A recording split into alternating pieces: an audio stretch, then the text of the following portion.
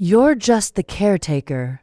You're not part of the family. Those words came from my own mother's mouth as I stood in the garden, watering the roses my grandmother had planted decades ago. Little did she know, I had been quietly gathering evidence for years, and when my father's secret will was finally read, well, let's just say the family who treated me like a servant was about to learn a very expensive lesson about respect. If you've ever been underestimated by the people who should love you most, hit that subscribe button right now. Like this video if you believe in justice. And get ready for a story where the underdog doesn't just win, they completely flip the script. Trust me, this revenge is perfectly calculated. Let me take you back to the beginning, to a time when I still believed that love and loyalty would be enough to earn me a place in my own family. My name is Sarah, and for years, I was the invisible child, the one who stayed behind while everyone else lived their lives. I grew up in an old family estate that had been in our family for generations. Picture this: sprawling gardens, a grand house with high ceilings and windows that caught the morning light just right, and roses, so many roses, planted by my grandmother when she was young, and full of dreams for her family's future. This wasn't just a house, it was a legacy. Every room held memories. Every corner had a story. The library where my grandfather used to read to us. The kitchen where my grandmother taught me to cook her secret recipes. The garden where she showed me how to care for those beautiful roses that bloom every spring without fail. But being born into this legacy didn't mean I was welcome in it. From the time I was small, I felt like an outsider in my own home. While my siblings got praise for their achievements, I got chores. While they got family vacations, I got left behind to watch the house. While they got college funds, I got told the family couldn't afford to send everyone to university. I told myself it was because I was different. Maybe I wasn't as smart as them. Maybe I wasn't as important. Maybe I just had to work harder to prove I belonged. So I did work harder. I worked until my hands were raw and my back ached. I worked until I fell asleep exhausted every night, dreaming of the day they would finally see me as family. When my father started getting sick, I was the one who moved back home. Not my siblings who lived successful lives in big cities. Not my mother who was too busy with her social clubs. Me. I became his caretaker, his companion, his daughter who showed up. I learned about his medications, his doctor appointments, his good days and bad days. I held his hand when he was in pain. I listened to his stories about the old days. I was there. But to my mother, I was still just the help. Don't bother your father with family business, she'd say when I tried to join conversations about estate planning. You're just the caretaker. Those words became her favorite weapon. Every time I tried to speak up, every time I suggested something about the house or the family, she'd shut me down with that phrase.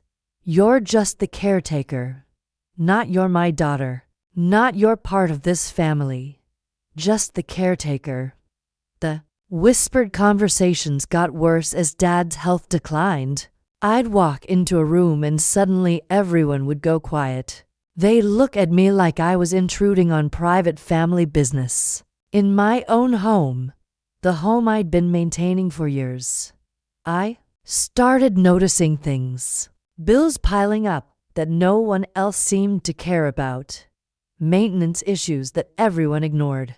The beautiful rose garden my grandmother had planted was dying because no one bothered to water it except me, so I took care of it all. I paid bills from my own savings when the family accounts mysteriously ran dry. I fixed broken pipes and painted peeling walls.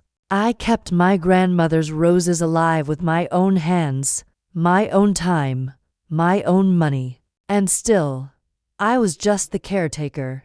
The breaking point came on a spring morning. I was in the garden, watering those roses, thinking about my grandmother and how proud she'd be that they were still blooming.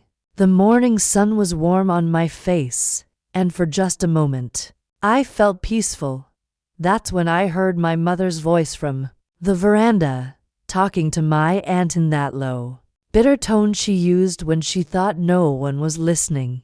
She thinks she's so important, always hovering around here, my mother said, but she needs to understand her place. She's just the caretaker. She's not part of the family. I felt something break inside my chest. Not just hurt. I was used to hurt. This was different. This was the sound of my last hope cracking like glass. I stood there, water dripping from the hose in my hands, and I realized something important.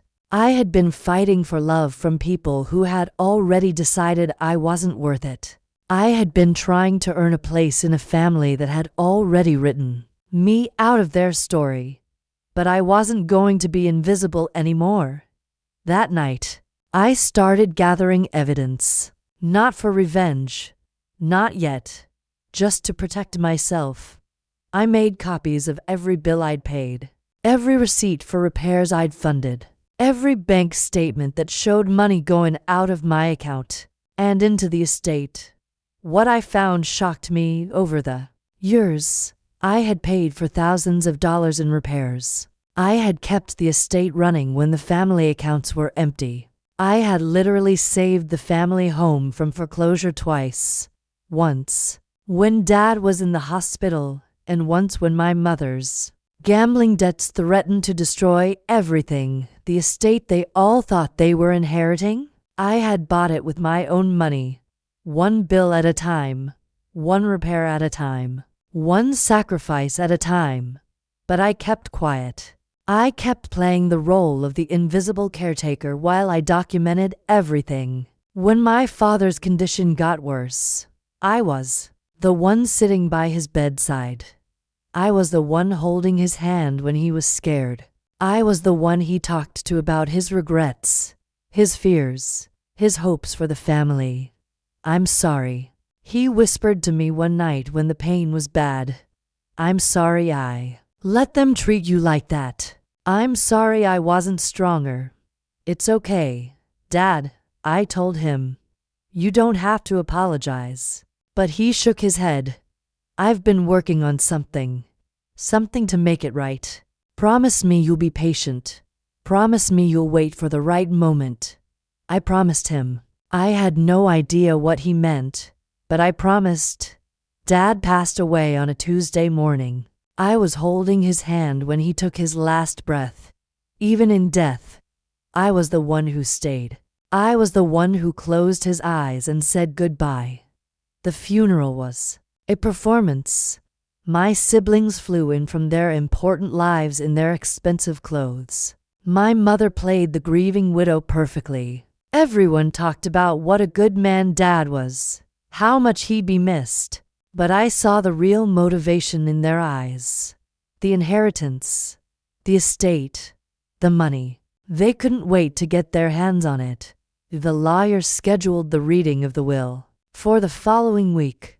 My mother made it clear I wasn't invited. "This is for family," she said. "You can wait in the kitchen." The kitchen. Like I was the hired help waiting for orders. But I had learned something about patience from my father. I had learned about waiting for the right moment, the day of the reading. I did exactly what my mother expected. I waited in the kitchen while the family gathered in the library. I could hear their voices through the door, excited, greedy, already planning how to divide up Dad's life's work. I heard the lawyer's voice reading the standard parts of the will. Property to be divided, accounts to be distributed, everything exactly as they expected. Then I heard silence, complete, total silence. Then my mother's voice, sharp and confused. "What do you mean? Unsigned codicil? I smiled to myself as I heard. The lawyer explained that my father had prepared a secret addition to his will, a codicil that would give me a rightful share of the estate for my years of devotion and financial support. But there was a problem. The codicil was unsigned, legally meaningless. I heard my mother's laugh, cold and triumphant. Well, there you have it. The caretaker gets nothing. That's when I stood up, smoothed my dress, and walked into the library. Actually, I said, my voice calm and steady, I think there's been a misunderstanding. I pulled out a manila envelope I'd been carrying. Inside was the original codicil, the one my father had signed and witnessed months before his death, the one he'd hidden in his desk drawer with a note telling me exactly where to find it. But that wasn't all. I also had copies of every financial document I'd gathered over the years. Every bill I'd paid, every repair I'd funded, every time I'd saved the estate from ruin. You see, I continued, this codicil doesn't just give me a share of the estate. It recognizes that I've already been paying for this place for years. According to these documents, the family owes me quite a bit of money. I spread the papers across the table where they'd been dividing up their inheritance. $67,000 in bills I paid when the family accounts were empty, $43,000 in repairs and maintenance, $15,000 in property taxes when the family was behind. The room was so quiet I could hear the clock ticking on the mantel. Now, we can do this the easy way, I said, or we can do this through the courts. But either way, I'm not just the caretaker anymore. I'm a creditor, and creditors get paid first. My mother's face went white. She opened her mouth to speak, but no words came out. My siblings looked at each other like they were trying to solve a puzzle they didn't understand.